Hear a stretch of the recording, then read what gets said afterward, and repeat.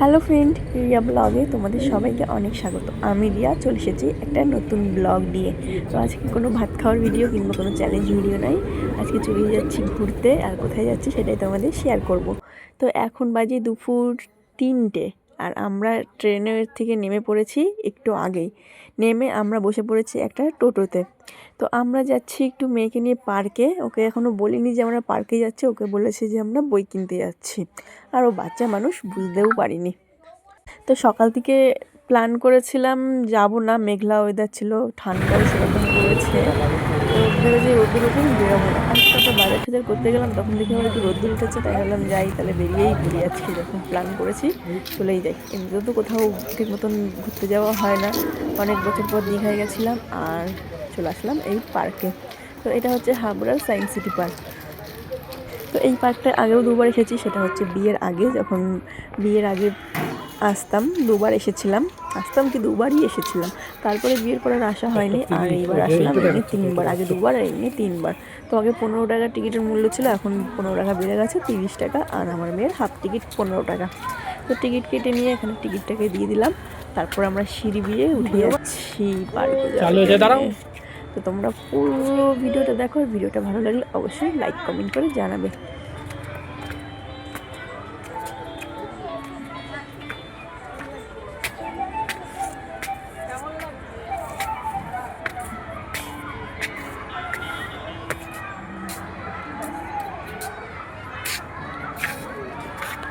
এগুলো চাওয়াতে অনেক পয়সা লাগে।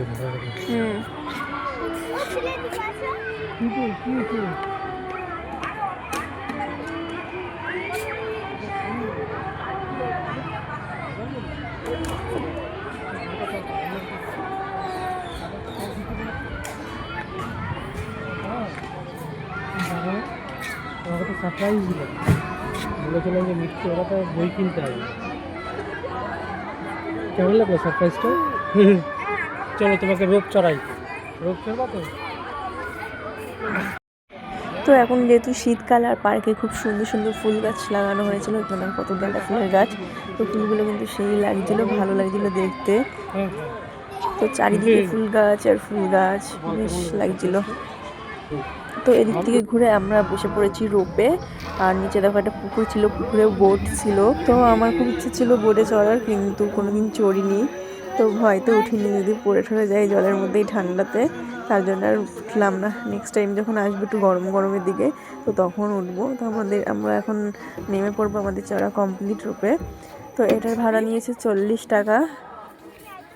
আর এখানে পিকনিকও হচ্ছিল, সবাই পিকনিক করছে, ফেস্টিভ্যাল পালন করছে, আর আমি ঘুরতে এসেছি। তারপরে ও মাই,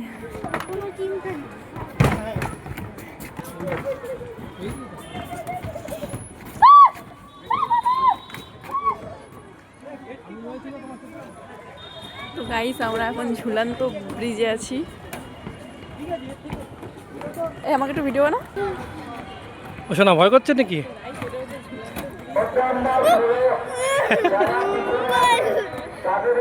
ভয় করছে। তো এটা হচ্ছে ঝুলন্ত ব্রিজ।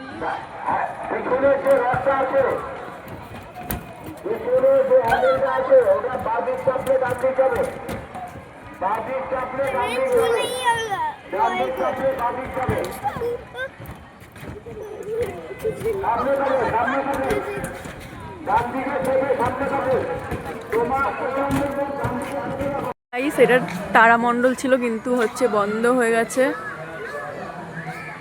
আসলে পুরনো হয়ে গেছে। তো তো আমরা বিয়ের আগে আসতাম এই পার্কে, আর এখন বিয়ের পরে বেবি নিয়ে এসেছি ছোট ছোট।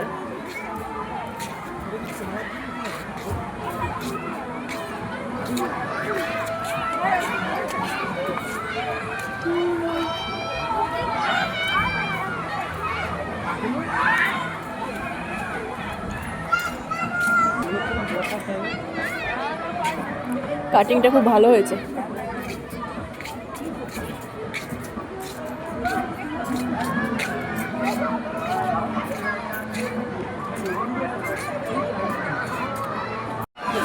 তো ওই দিক থেকে সব ঘুরে এদিকটায় আসলাম, আর এদিকে দেখো বাচ্চাদের জন্য খুব সুন্দর পার্ক আছে।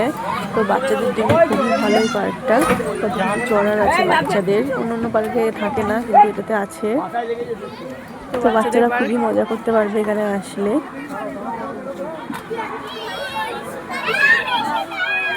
ও পারবি উঠতে? ভয় লাগছে। চলো ওই নরমাল সিটটা চলো। দোলনা চড়, দোলনা চড়, ওই নাগর দোলনা চড়। তোর সামনে যাও।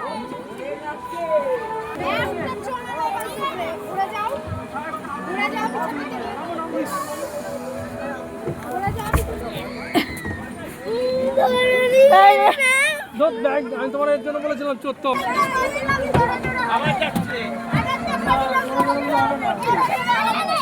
বাচ্চা রয়েছে জোরে জোরে দেবো না।